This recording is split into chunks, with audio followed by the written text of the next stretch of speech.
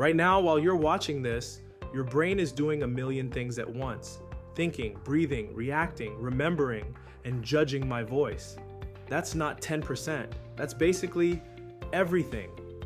Bro, the idea that we only use 10% of our brains is one of those things that sounds smart when you first hear it, like it should be true, but it's complete nonsense.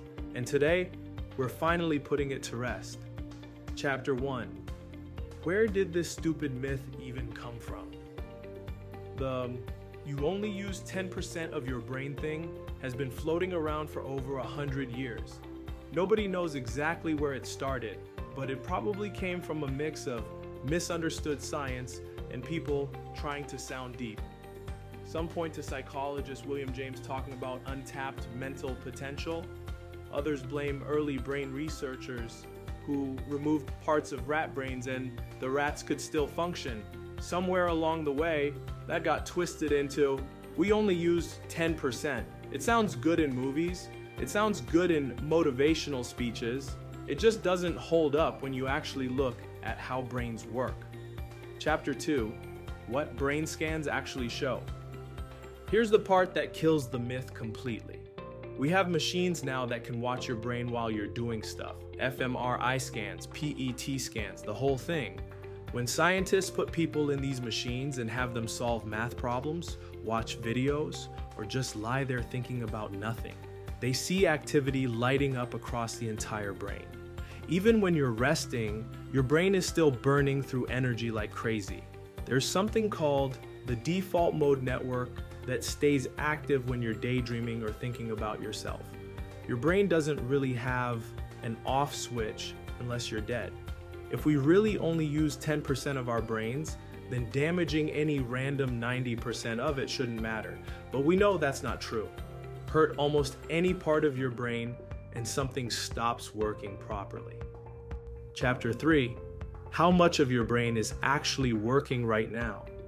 So if it's not 10%, then what the hell is actually happening inside your head while you watch this video? You're processing every word I'm saying. You're seeing the visuals. You're breathing without thinking about it. Your heart is beating. Your body is regulating temperature. You're sitting in a certain position without falling over. Parts of your brain are comparing what I'm saying to things you already know. Other parts are deciding whether you agree with me or think I'm full of it. That's not 10%. That's a massive amount of your brain working together at the same time.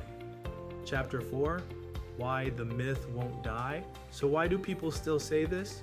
Because it feels good. It makes you feel like you have untapped potential.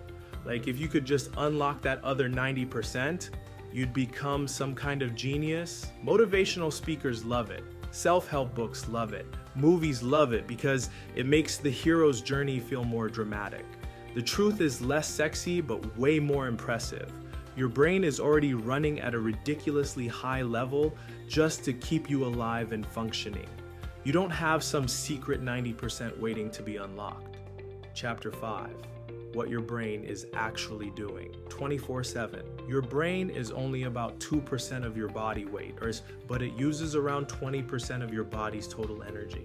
That's an insane amount of power for something that weighs about 3 pounds. Even when you're sleeping, your brain is still incredibly active. It's processing everything that happened during the day, strengthening some memories and weakening others. It's running simulations of possible futures. It's keeping your body alive without you having to think about any of it. The idea that we're walking around with 90% of our brains just sitting there doing nothing is actually kind of insulting to how hard your brain works every single second. Your brain isn't some underused muscle waiting for you to finally start training it. It's already one of the most complex and energy-hungry things in the known universe. If this just killed a myth you heard your whole life, hit that subscribe button and then turn on notifications. I'll see you in the next one.